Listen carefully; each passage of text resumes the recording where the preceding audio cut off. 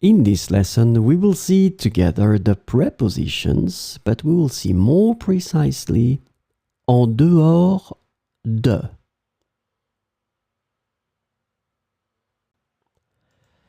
So, of course, the first thing that we need to see together is what is une préposition?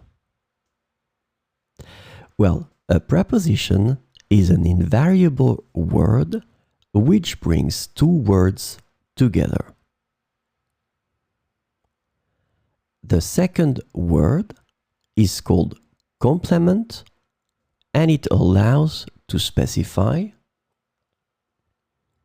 the time, the cause, the place, the state, the manner, the purpose, or the matter.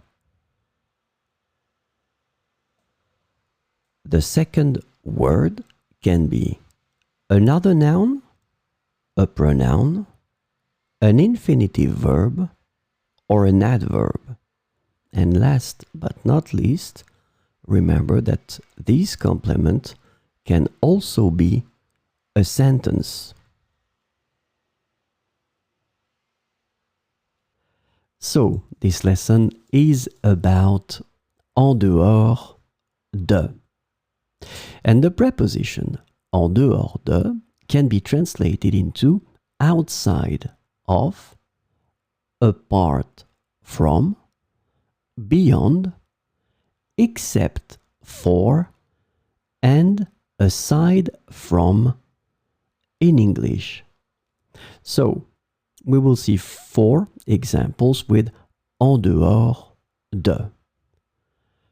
Je préfère passer du temps en dehors de la ville pour me ressourcer. Je préfère passer du temps en dehors de la ville pour me ressourcer. En dehors de ses activités professionnelles, elle aime peindre et dessiner. En dehors de ses activités professionnelles, elle aime peindre et dessiner.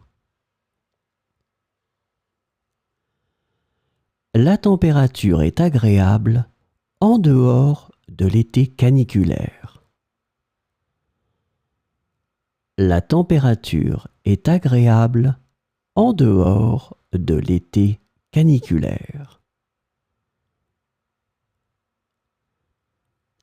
En dehors de ses préoccupations quotidiennes, il essaie de méditer régulièrement. En dehors de ses préoccupations quotidiennes, il essaie de méditer régulièrement.